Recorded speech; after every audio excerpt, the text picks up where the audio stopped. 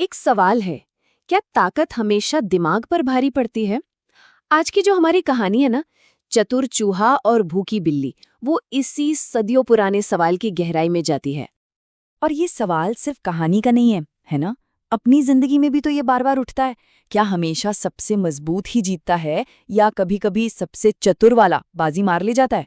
चलो पता लगाते हैं कि इस गोदाम में आखिर होता क्या है। तो चलिए कहानी के पहले हिस्से में चलते हैं। यहाँ हम मिलने वाले हैं अपने दो मेन किरदारों से। एक तरफ है हमारा हीरो और दूसरी तरफ एक बहुत ही खतरनाक शिकारी। जरा सोच कर देखिए, एक ऐसी जगह जहां हवा में ना भुने हुए अनाज की मस्त महक फैली हुई है, हर कोने में खाने का ढेर लगा है। मतलब चूहों के लिए तो ये किसी जन्नत से कम नहीं था। लेकिन इसी जन्नत में एक काला साया भी मंडरा रहा था। और ये है हमारे दो मेन प्लेयर्स। एक तरफ है चिंटू, एक छोटा सा चूहा, साइज में भले ही छोटा हो लेकिन उसकी कमी को पूरा करता है उसका तेज दिमाग।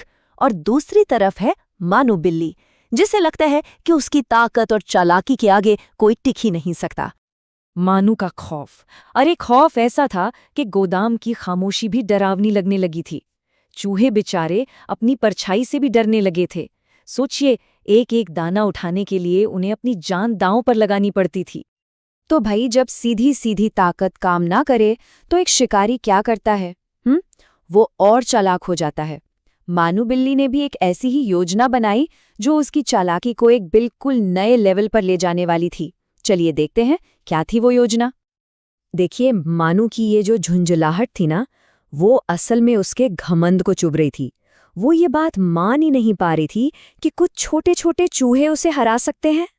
और बस यही गुस्सा उसे एक और भी खतरनाक प्लान बनाने पर मजबूर कर देता है। और ये थी उसकी शैतानी चाल। उसने सोचा कि वो मरने का नाटक करेगी। बिल्कुल सही, एक ऐसा नाटक जो चूहों को लालच देकर उनके बिलों से बाहर निकालेगा और सीधा उसके पंजों में। कितना सिंपल पर उतना ही खतरनाक प्लान था ये। लेकिन मानू ने एक चीज को कम समझ लिया था, और वो थी चिंटू की अकल। अब देखते हैं कि कैसे एक छोटा सा चूहा एक बड़ी बिल्ली के पूरे प्लान पर पानी फेर देता है।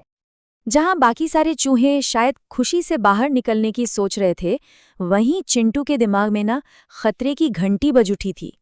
उसे पता था, अरे भाई, मानू इतनी आसानी से हार मानने वालों में से है ही नहीं। उसके मन में आया, रुको, ये तो बहुत आसान लग रहा है।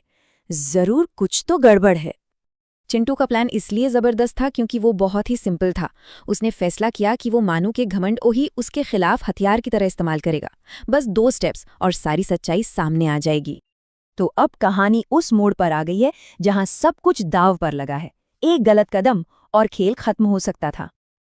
और ये था चिंटू का मास्टर स्ट्रोक। उसने जानबूझकर एक ऐसा झूठ बोला जो सीधा मानू के घमंड पर चोट करता।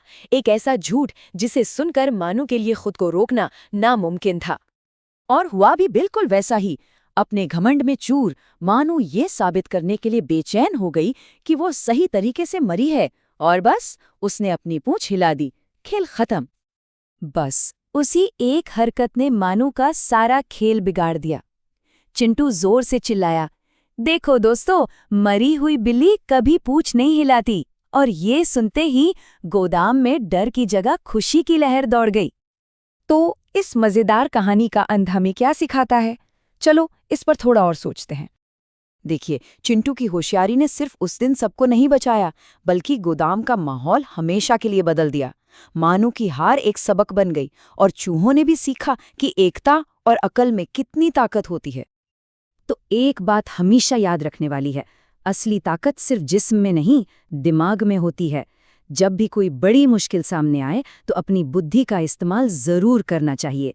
यही सबसे शक्तिशाली हथियार साबित हो सकता है। अब जाते जाते एक सवाल छोड़ जाता हूँ। क्या जिंदगी में कभी कोई ऐसा पल आया है जब लगा कि बस अब हार पक्की है, लेकिन फिर अपनी होशियारी से पूरी बाजी ही पलट दी?